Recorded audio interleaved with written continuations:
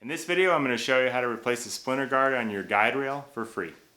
So if you look at the bottom of your guide rail, what you're going to have is your neoprene strips that help hold the guide rail down to your plywood surface or whatever you're cutting on. Then you have your splinter guard. Splinter guard does two things. One, it obviously keeps the wood from splintering, but also it helps you to see exactly where your saw blade's going to come down so you know if you're right on your pencil mark. And then over time, they kind of get chewed up from different angle cuts and different things like that. So what I'm going to show you is if you simply just carefully peel this splinter guard off, you can actually just simply move it over and apply it with the same adhesive tape that's on there. You don't even have to do a different double-sided tape. I've done it now on 3 different tracks and it's worked really well and saved a little bit of money and time just in going to the store and getting it, or even going online to order it. So hopefully this will help you out. So a couple of important notes when you're removing the splinter guard is to, one, do it on a clean work surface so you don't risk getting any dust or debris actually on the adhesive strip.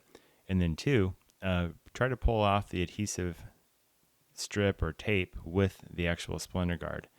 The reason that's important is if you leave the adhesive tape on, you may risk leaving that exposed when you move the splinter guard over. That could result in sawdust and things getting stuck to the bottom of your track. That actually did happen to one of the 3 tracks that I did.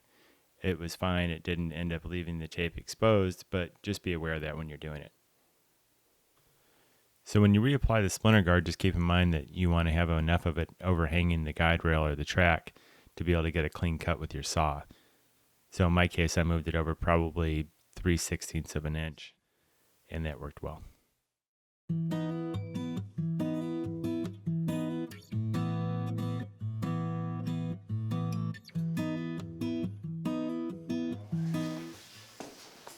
When we go back and run the saw over it, it'll retrim this guide, and we should have a 0 tolerance. So when you put it down, if you have a mark, you can put it down, you can see exactly once it's been cut where the saw blade is going to hit it.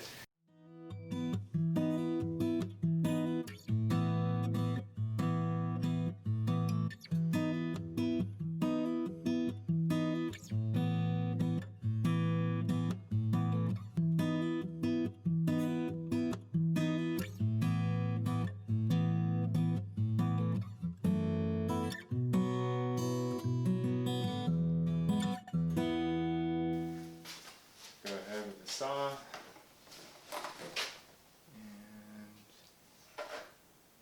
drop it down just a 1/4 of an inch so it actually cuts through it.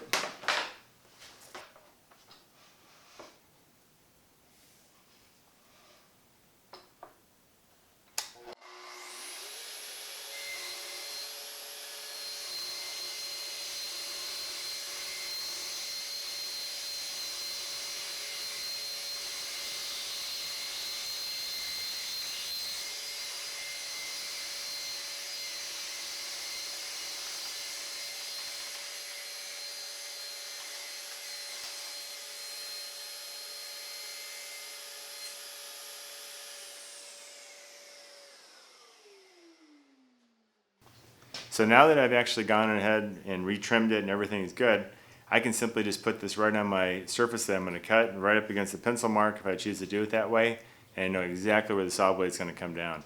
So I'm really happy with the result from this. Hopefully it helps you out.